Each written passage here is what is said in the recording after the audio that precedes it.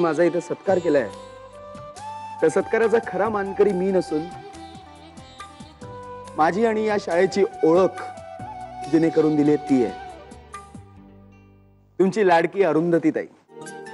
एकदा प्लीज जोरदार टाळ्या।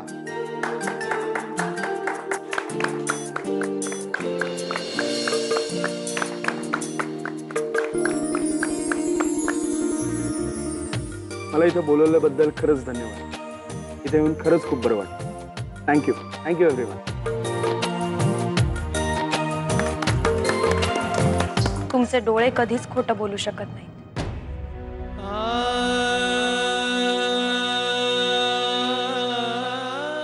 पण मला तुमच्या तोंडून ऐकायचंय दिग्विजय। हे बघ मेघा, मला कोणालाही काही सांगायचं नाही।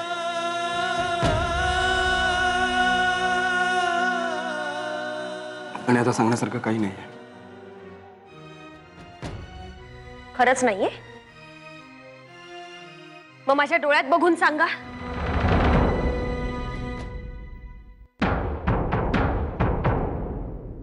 सांगा की तुम्ही माझ्यावर प्रेम करत नाही म्हणून।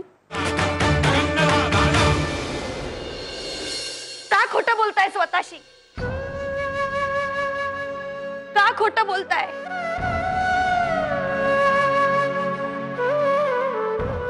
दिग्विजय, तुम्ही कितीही लपवण्याचा प्रयत्न केला तरी तुमच्या डोळ्यात मला ते स्पष्ट दिसतंय।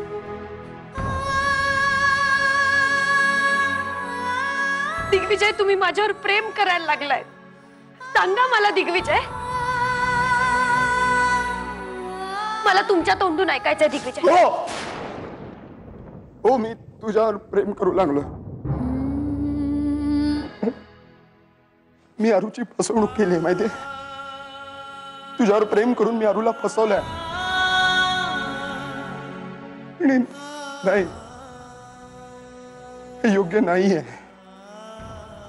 त्यामुळे प्लीज प्लीज माझ्या आयुष्यातून निघून जा प्लीज।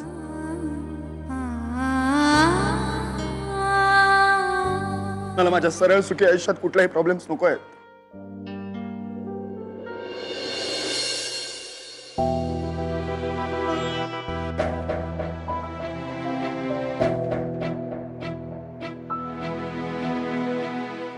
निघायचं दिग्विजय? हाँ? हो चल।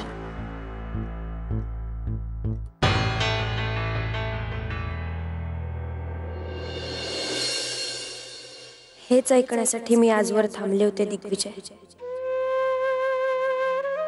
तुमचं माझ्यावरचं प्रेम खरं आहे। आता काहीही झालं तरी तुमची अरुंधती तुम्हाला परत मिळणार दिग्विजय। तुम्ही मला जी दिग्विजयांची शपथ घातली ती परत घ्या।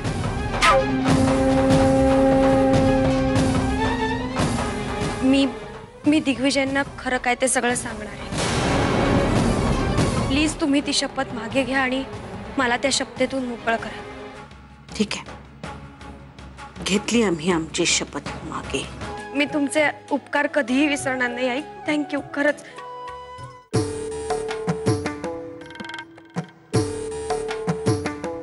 अरुला काही झालेलं नाहीये हे फक्त आम्हाला आणि अरुला माहिती आहे। सगळ्यांना अजून असंच वाटतंय की अरुला ब्रेन ट्यूमर आहे। जा रूम मध्ये जा, आम्हाला जरा बोलायचंय खाजगी।